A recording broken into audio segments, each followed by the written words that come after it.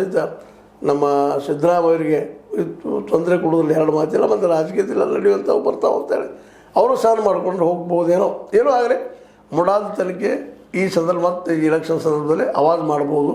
ಅದರ ಪರಿಣಾಮ ಎಷ್ಟು ಮಟ್ಟಿಗೆ ಆಗ್ತೈತಿ ಏನನ್ನೋದು ಈ ರಿಸಲ್ಟ್ ಬಂದರೆ ಗೊತ್ತಾಗುವಂಥದ್ದು. ಏನೋ ಆಗಲಿ, ಸ್ನೇಹಮಯಿ ಕೃಷ್ಣ ಅವರು ಆರೋಪ ಮಾಡುವಾಗ ಅವರ ನಿಜಾನ ಇದ್ರೆ ನಿಜ ಆಗಲಿ, ಇಲ್ಲದೇ ಇದ್ದರೆ ಇನ್ನೂ ಒಂದು ಯಾವುದೋ ರಾಜಕೀಯ ಲಾಭಕ್ಕೆ ಇದು ಮಾಡ್ತಾಯಿದ್ರು, ಅದು ಗೊತ್ತಾಗಿದೆ ಯಾರಪ್ಪ ಇದ್ದಾರೆ. ಸ್ನೇಹಮಯಿ ಕೃಷ್ಣ ಕರೆಕ್ಟ್ ಅದಾರೋ ಸಿದ್ದರಾಮಯ್ಯರು ಪ್ರಾಮಾಣಿಕರದಾರೋ ಅನ್ನೋದು ಜನಕ್ಕೆ ತಿಳಿಬೇಕಾಗ್ಯದ. ಆ ದಿಶೆಯಲ್ಲೇ ತನಿಖಾ ಸಂಸ್ಥೆಗಳು ಪ್ರಾಮಾಣಿಕವಾಗಿ ಪಾರದರ್ಶಕವಾಗಿ ಇವುಗಳನ್ನು ಏನಪ್ಪ ತನಿಖೆ ಮಾಡಿ ಇದರಲ್ಲಿ ನಿಜವಾಗಿಯೂ ತಪ್ಪಿತಸ್ಥರು ಯಾರು ಅನ್ನೋದು ಹೊರಗೆ ಹಾಕೋದು. ಇಲ್ಲ ನಿರಪರಾಧಿ ಅಂತೇಳಿ ಲೋಕಾಯುಕ್ತ ಹೇಳಿದಂಗೆ ಹೇಳೋ ಇರ್ತಾರೆ, ಅದನ್ನು ಕ್ಲಿಯರ್ ಮಾಡಿ ಹೈಕೋರ್ಟ್.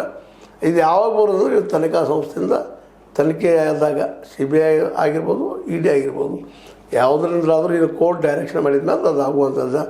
ಕೋರ್ಟು ಸಹಿತ ಇನ್ವೆಸ್ಟಿಗೇಷನ್ ಮಾಡುವಂಥದ್ದು ಇಲ್ಲ, ಬೇಡ ನ್ಯಾಯನೂ ಮಾಡ್ಬೋದು, ಇಲ್ಲಂತಲ್ಲ. ಒಟ್ಟಾರೆಯಾಗಿ ಸಿದ್ದರಾಮಯ್ಯರ ಈ ಮುಡಾ ಹಗರಣ ಅಷ್ಟು ಸುಲಭವಾಗಿ ಮುಗಿದು ಹೋಗುವಂಥದ್ದೆಲ್ಲ.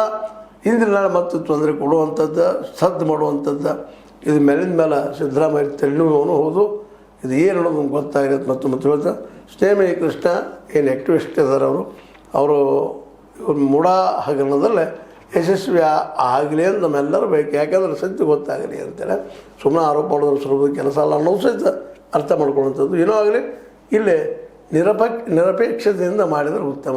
ಯಾವುದೇ ಆಶಾಮಿಷಗೊಳಗಾಗದ ನಮ್ಮ ಸ್ನೇಹಮಯಿ ಕೃಷ್ಣ ಅವರು ಇದನ್ನು ಪ್ರೂವ್ ಮಾಡುವಲ್ಲಿ ಯಶಸ್ವಿ ಆಗಲಿ ಅಂತ ಮತ್ತು ಹೇಳೋದು. ಏನೋ ಆಗಲಿ, ಇದು ಕೇವಲ ರಾಜಕೀಯಕ್ಕಾಗಿ ಇಲೆಕ್ಷನ್ ಸಂದರ್ಭದಲ್ಲೇ ಓಟ್ ಹೊಡಿಯೋದಕ್ಕಾಗಿ, ಓಟ್ ತೊಗೋದಕ್ಕಾಗಿ ಇದು ಆಗಬಾರ್ದು ಅನ್ನೋ ಮಾತನ್ನು ಹೇಳ್ತಾ, ಇದು ನಿಮ್ಮ ಲೈಕ್ ಆಗಿರ್ಬೋದು, ಲೈಕ್ ಮಾಡಿ, ಶೇರ್ ಮಾಡಿ, ಕಮೆಂಟ್ ಮಾಡಲಿ.